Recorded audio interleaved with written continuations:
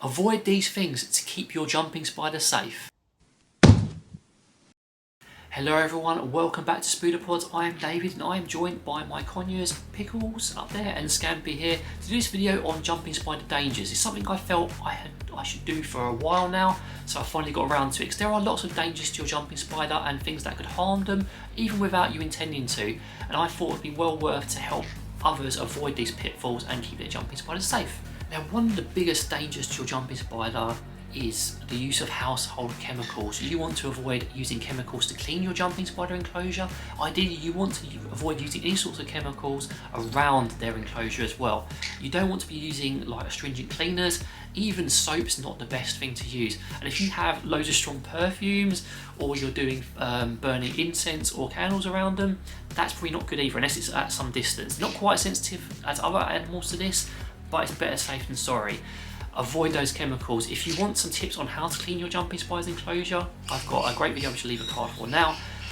But yeah, avoid those chemicals, because there's been loads of horror stories. We've been victims of this ourselves, where it wasn't even done by us, it was done during transit, and there are all sorts of issues. So yeah, do avoid those chemicals and cleaners around them.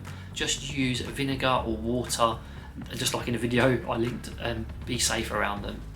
This next danger to our jumping spiders may be kind of an obvious one, or not so obvious to you, but that is us. We are a big danger to them. We are such big giants to them, and we have a lot of strength which we don't realise, but such a tiny little spood can cause them lots of harm. So do be ultra careful, especially if you intend to handle your jumping spider. When you're doing enclosure maintenance, just make sure that you are being as gentle as possible and as aware of what they're up to as possible, because as big giants we can be quite dangerous to them, and that can include what we have on our skin, going back to the chemicals as an example as well. So do make sure you wash your hands before you handle them too.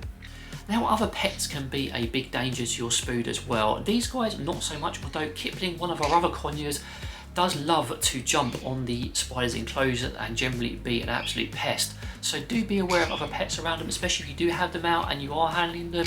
You want to keep them nice and safe. You don't want any other pets trying to eat them or scaring them in their enclosure or generally causing trouble. Thanks, Scampy.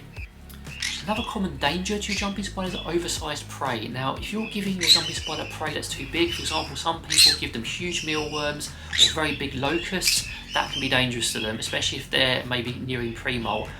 A big locust can do a lot of harm to your jumping spider, and as can overfeeding.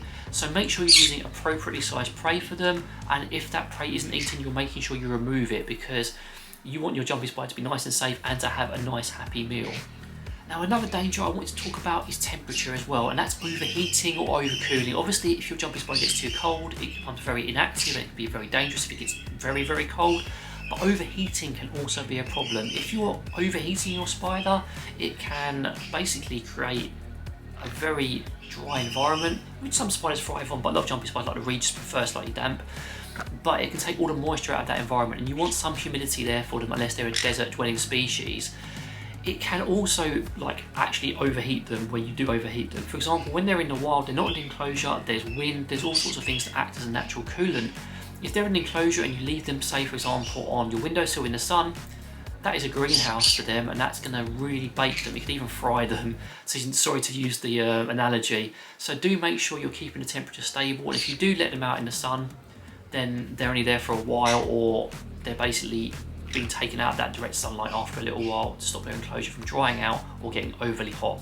Do you have any dangers you want to talk about? I know there's loads of them, and I'll just try to cover the most common, obvious ones in this video. If you have any comments or questions, I'd love to hear from you, but in the meantime, take care and see you later.